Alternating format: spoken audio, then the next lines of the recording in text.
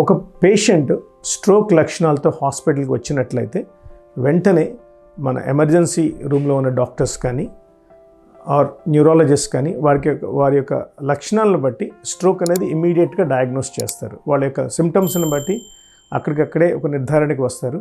అది ఏ రకమైన స్ట్రోక్ అంటే బ్రెయిన్లో హెమరేజ్ వల్ల అయిందా, ఇస్కీమియా వల్ల అయిందా, అంటే బ్లడ్ సర్క్యులేషన్ బ్లాక్ అవ్వటం వల్ల అయిందా, బ్లడ్ వెజల్స్ రప్చర్ అవ్వటం వల్ల అయిందా అనేది మనం ఫర్దర్గా ఇన్వెస్టిగేషన్స్ చేసి కొన్ని బ్రెయిన్ స్కాన్స్ చేస్తే తెలిసిపోతుంది.